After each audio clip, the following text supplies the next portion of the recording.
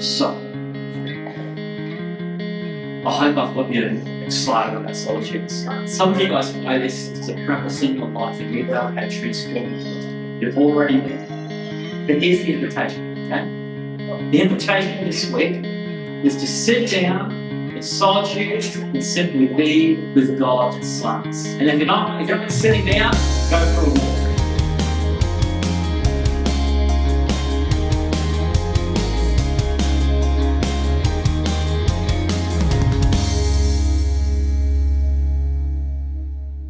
And I must admit, church, my name's Dan, I don't know anybody who's come in, but I feel like a bit of a hypocrite because I flew in last night at 10 p.m. from Perth and I rushed home and then I rushed here this morning and I'm like, I'm meant to be preaching, I'm not rushing. I'm literally I'm not practicing what I'm preaching, so yeah, that's a confession, okay? We are authentic church. I'm not saying we get all of this right all the time, but we are on our way. We want to be that kind of church.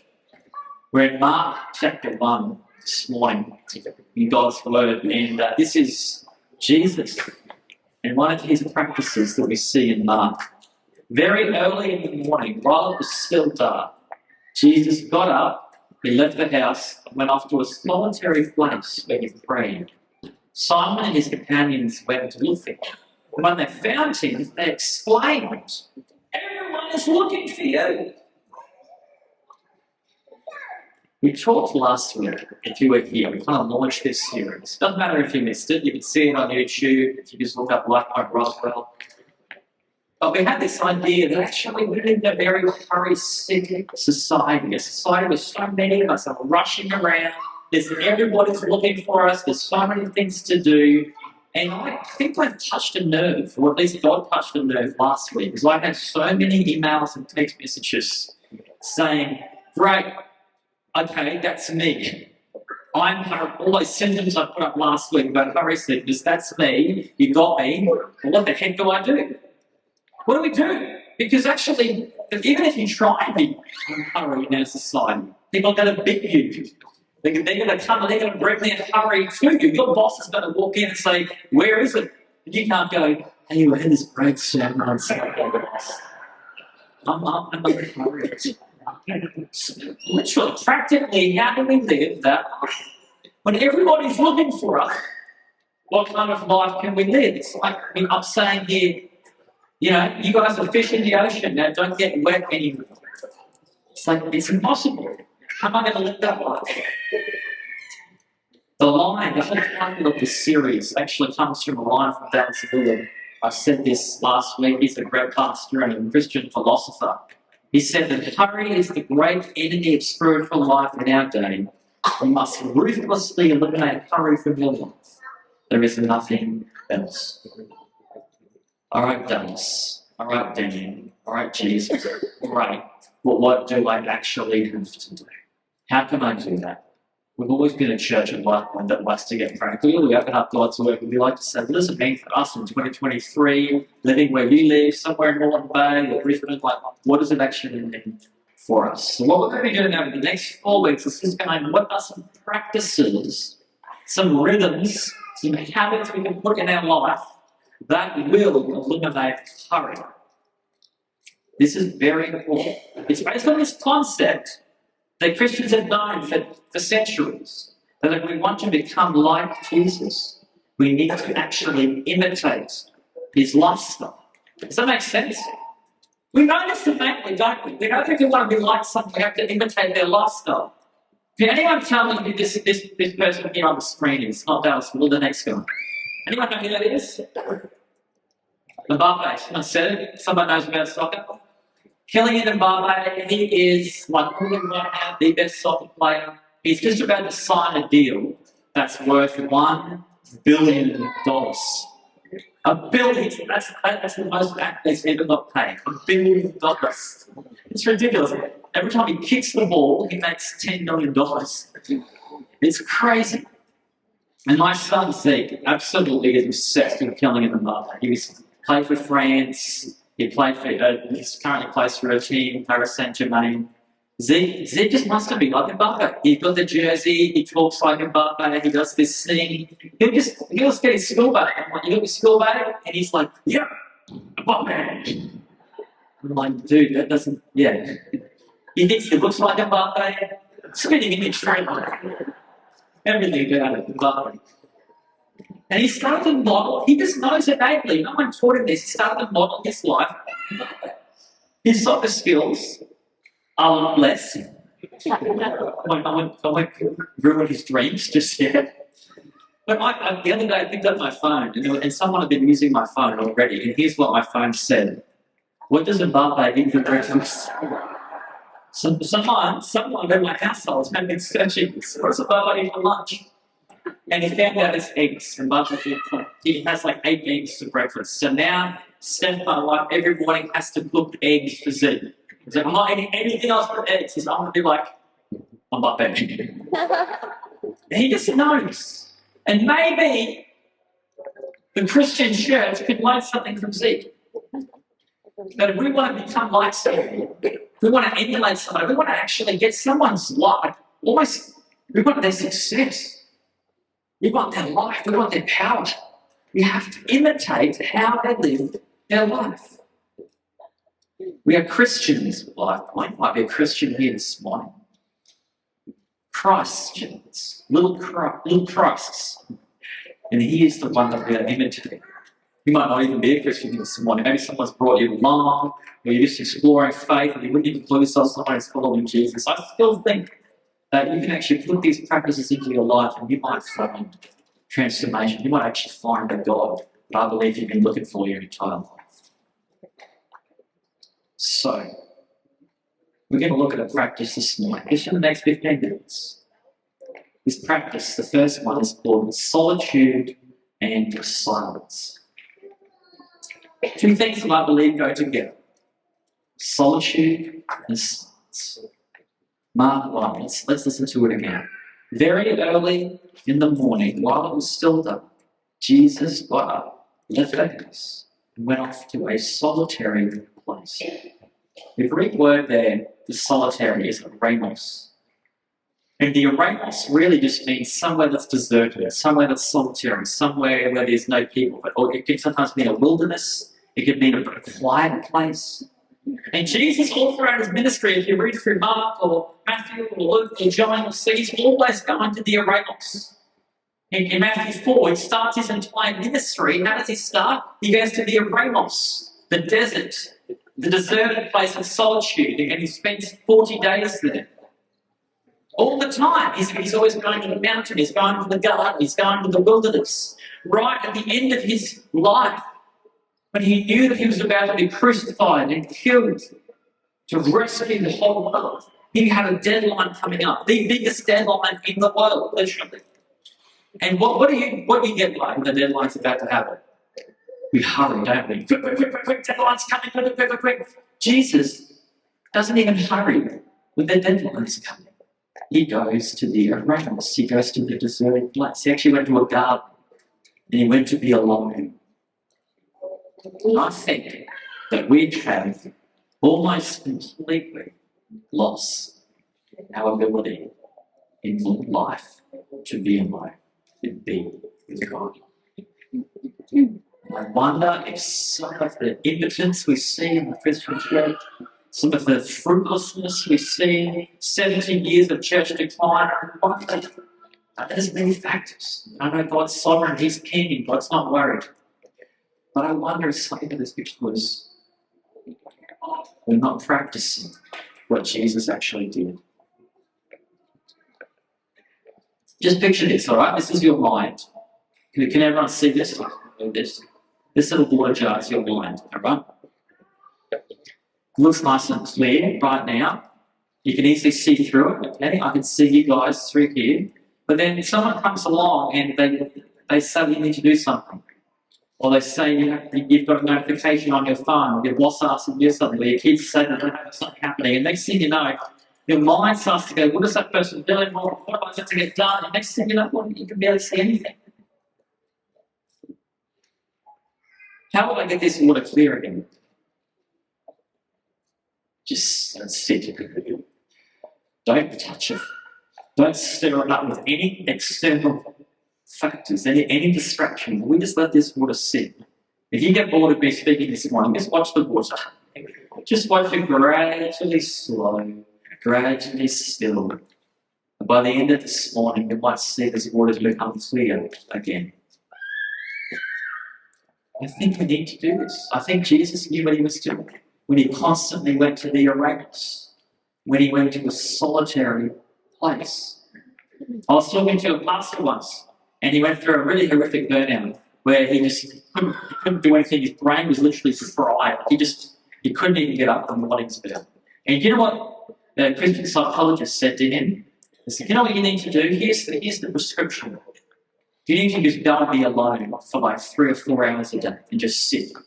So, oh, you mean like sit and read the Bible? Yes, that's helpful. But then just put it down and just sit. Just be alone. And it's so hard to do. Has anyone tried this before? I've been trying it in the last few weeks especially. I've been trying it throughout my life, and it's really, really difficult to let our minds sit. Blaise Pascal, you might not know who he is. He was a French mathematician and he was a philosopher. One of the greatest minds of the 17th century, some people say. Blaise Pascal said, all the unhappiness of men and women arises from one simple fact, that they cannot sit quietly in their own room. And this is from a dude in the 17th century. He didn't have a car. He had a horse. He didn't have a phone saying he didn't have that infinite scroll of Instagram or Facebook. He didn't have a telephone. He didn't have a computer. He had no internet. If that was true back then, how much more true is it today? And Jesus models this beautiful way of living. I call it solitude and silence. I put them together. And it's not something we have to do. Let me get this straight. It's not something we have to do as Christians. It's something we get to do. And it's something that actually helps the gospel almost seep into our lives. Being by ourselves, already really hard to do. Not having any distractions and just being silent. Even turn the music off. Turn the distractions off. Be nowhere near your phone. This is the gospel in action, I reckon. Because here's what the gospel says. The gospel says we cannot achieve for God. You can't. Even if you wanted to achieve something, but you actually can't achieve for God. God's already achieved everything. He doesn't need your achievement. You can do something absolutely incredible. You bring it to God, and it's like, okay, wonderful. I could have done it in half a second. Like, I'm glad that you helped him. I'm glad that you want to serve me, and it's wonderful you're doing that, but actually, I don't need you to do anything in order to achieve salvation or to save yourself. We cannot achieve for God. We can only receive from God. The gospel is not about achieving. The gospel is about receiving and responding. Not about achieving and earning. It's about receiving and responding. And solitude and silence puts that into action. Because for just one moment in your day, I did it this morning, just for 10 minutes, not very good yet, but just for 10 minutes, I did nothing and I achieved nothing, and it was so unproductive. I did nothing. And to be honest, this morning I didn't feel good. I didn't get some like amazing spiritual experience. I just sat there with God. Hey God, I believe that you're here. I'm sitting here with you. And I had a sermon to prepare. My wife's away. I've got 2 kids to try and get out of bed and get ready and get their breakfast. But if you just sat there, I just sat with God. There's so many people that need something from you. And Jesus knew what that was like. More than you, okay? You didn't need you. He was the Messiah. People needed him constantly. Jesus, always after him. So he knew, you know what, it's early, I'm going to get up early. No, I don't think he was getting like 4 or 5 hours sleep. I think Jesus had 10 hours a night. Right? He just went to bed early. But he gets up and he decides he's going to put into his day a moment of solitude and silence to be with the Father.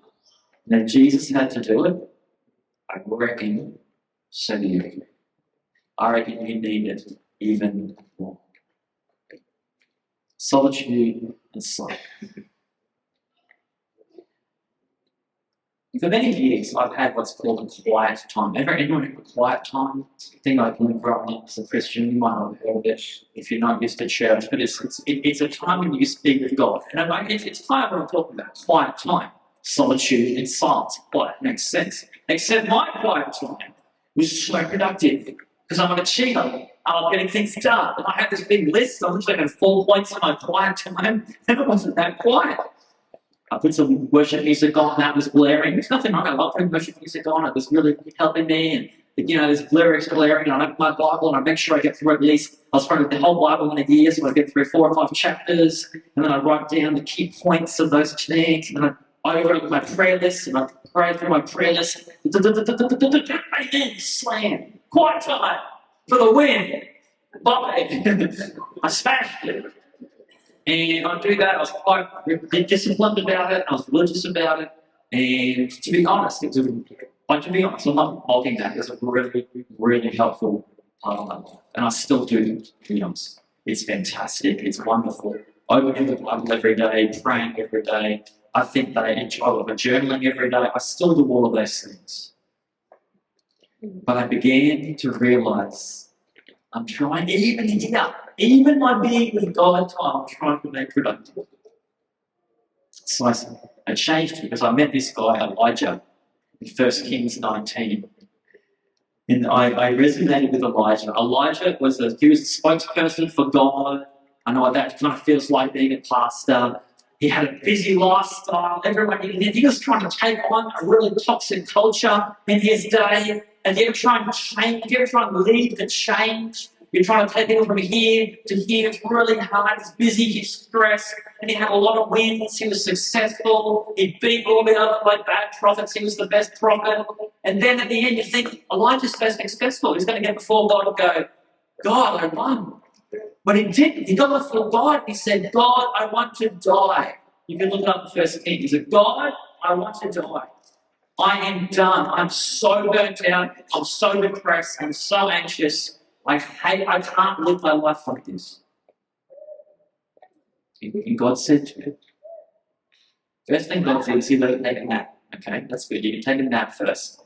And then God said to him, go out and stand on the mountain before the Lord, for the Lord is about to pass by. Elijah, I want to be with you. I want to meet with you. You need my presence. And there was a great wind, so strong that it was splitting mountains and breaking rocks in pieces before the Lord. But the Lord was not in the wind. And after the wind, an earthquake. But the Lord was not in the earthquake. And after the earthquake, a fire. But the Lord was not in the fire. And after the fire, a sound of sheer silence. What does that sound like? When Elijah heard it, he knew somehow. He wrapped his face in his mantle and went out and he stood at the entrance of the cave. Then there came a voice to him and said, what are you doing here, Elijah? God came to meet with Elijah. And how did he meet with Elijah? In the silence. Silence can be hard in a known culture. Silence can be awkward, can't it?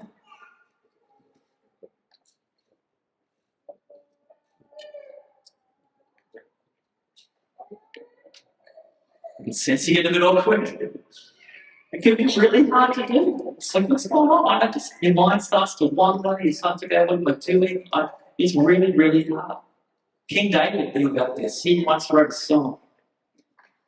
So Psalm 62, for God alone my soul waits in silence.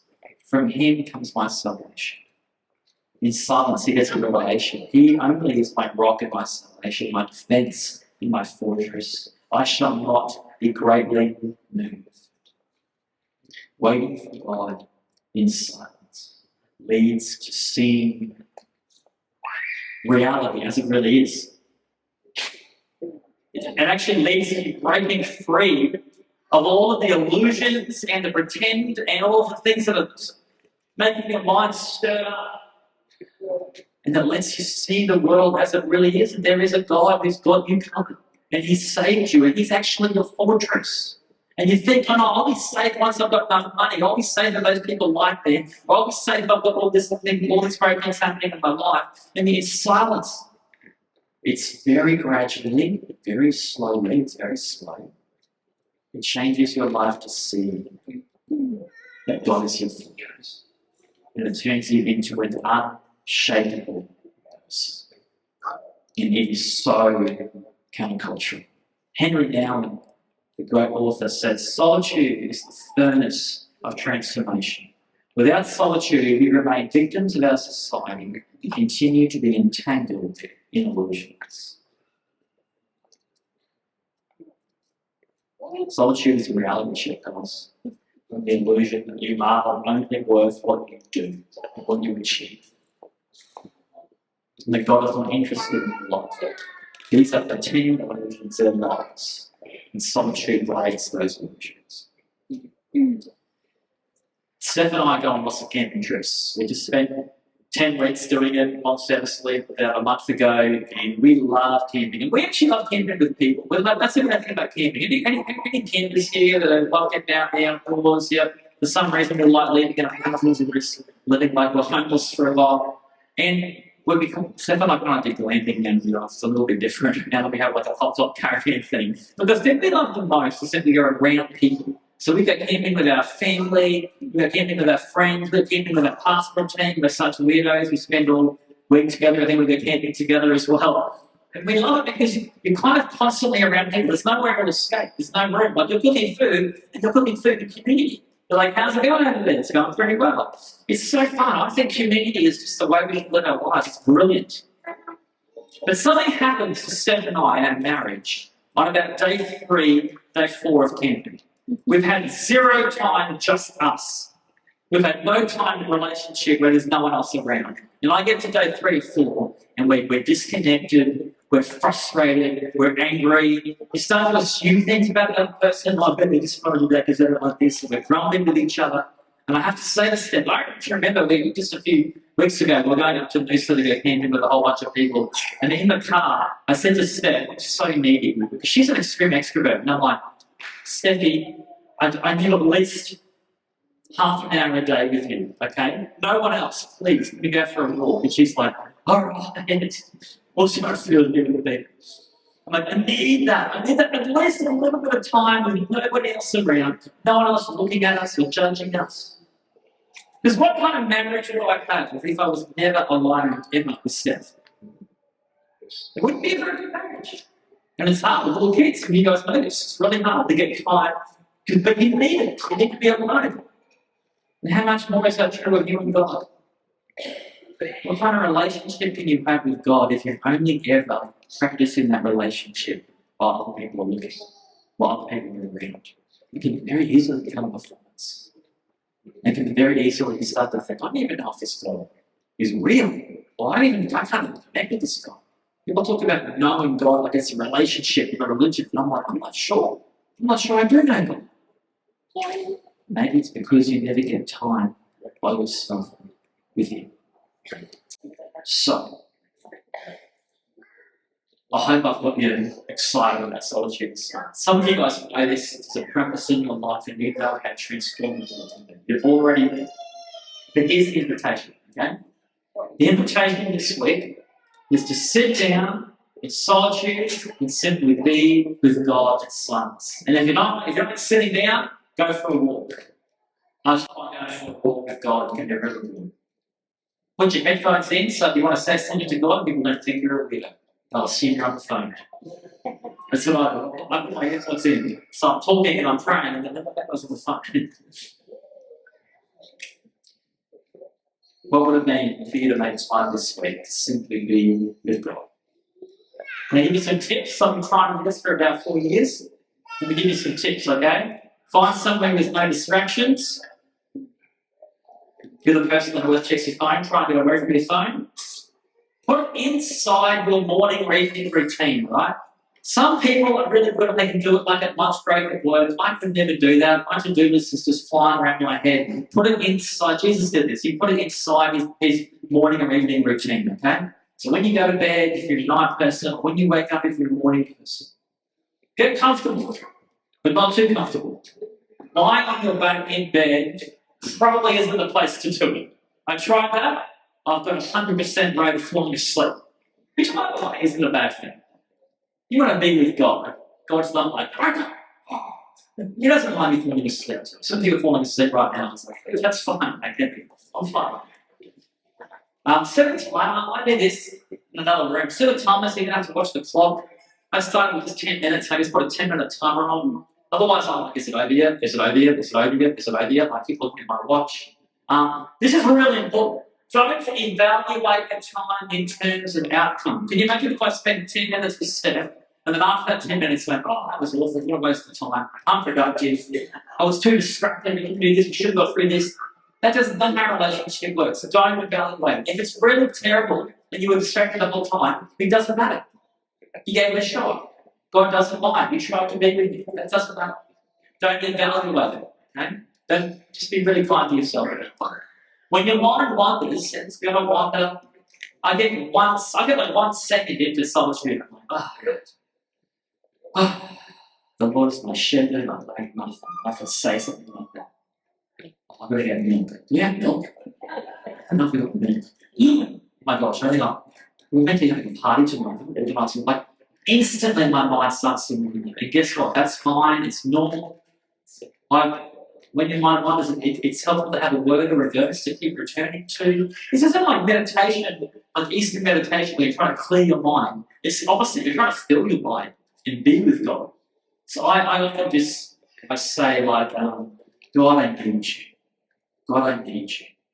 And when my mind wanders, I just come like, Lord, I need you. Or it might be a verse or a scripture or something like that. And the last thing I say, it's really slow. And it's really hard.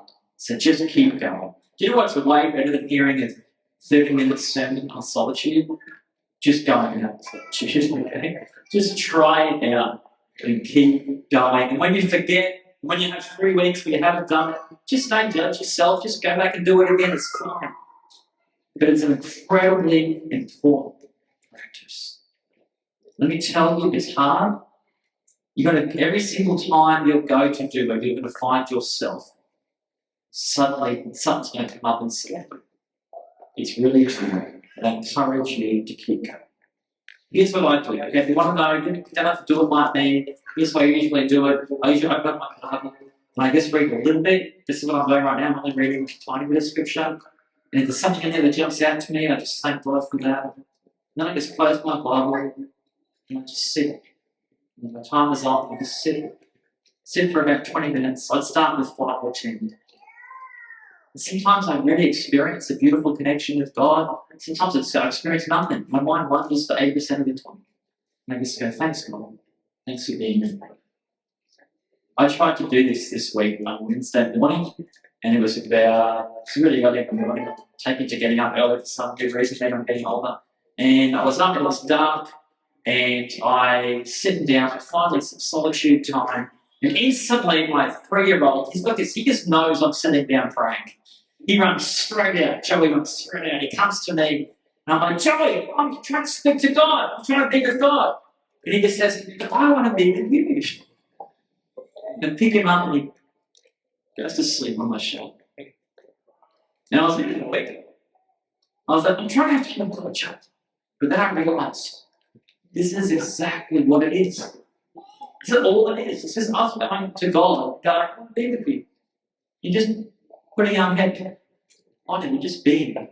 You're giving up all to do this, all the achievement, all the suffering, all the pain, all the very real problems you have. And just for a moment, being with God. And here's what we look like after 10 minutes together. Just being together. There's just you know what? I'm okay. We're good. The deepest desire of your heart, guys, whether you're a follower of Jesus or not, the deepest desire of your heart is to be with your Father. And it turns out He wants to be with you, even more than with Him. The table is set. He's ready for you. What does it look like? The band's going to come back in just a minute, and the guys will start coming back then. Now, I just want you to take a moment during this next song to think about what you're actually going to be doing. How is this going to look like in your life, okay? Not all of you have to fill this out, I'm not pressuring you, but I would love to actually get cracking. So, can our guest team just start handing these out? I've got these cards, all right? My fear is that you hear sermons in church or talks in church and you go, that was a good talk. And then you hear later and you go, that one day getting silence there, that was pretty good. And nothing's actually changed in our lives. I don't like to do that myself. So, look, I've got these cards, the guest team are going to come and read them out now. What I'd love you to do, before you stand up and sing, if you need a pen, if they've got pens there as well, there might be a bit around you. I would just love you to write down. It's like a commitment card. No one's going to see this, you have to hand it in, it's just for you. You can throw it out if you want, but I would love you to just say, I reckon I'm committing to 3 times a week at 6:30 a.m. for 10 minutes in my lounge room. I want to spend some time with it. And maybe we've already got to practice. Write it down. These guys are going to bring some cards around now. We're just going to do that. Once you fill that out, if you want to, I want to just stand up and sing. So once you fill that out, you're going to stand up and wave and respond to it. In worship, is beautiful gospel. I can tell you guys, this is the first and the most fundamental practice in eliminating hurry from our lives. It's following Jesus. He's the one who's going to get our life. Let's just pray for a moment. Lord God, we want to follow you, Jesus. We just want to be with you. Even right now, at this moment right now, we just want to be with you. Would you come? Would you come and just spend some time with us as we spend some time with you? As we lay down our burdens, we lay down our fear, we lay down our stress, we lay down all the things that we're worried about getting done this week, just to be with our Father for a moment. God, show us what that looks like. Give us courage to try it, even if it's for the very first time. To transform our lives. God, we're going to see thousands of lives transformed by the gospel.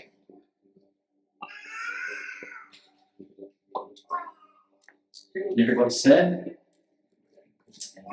Beautiful. Hey guys, I hope you enjoyed that. If you did and you want more Lifepoint content, subscribe to our channel right now. Or if you're in the area around Moreton Bay or Rothwell, head to our service. Sunday, we'd love to see you there. lifepoint.org.au for all the details. We'll see you soon.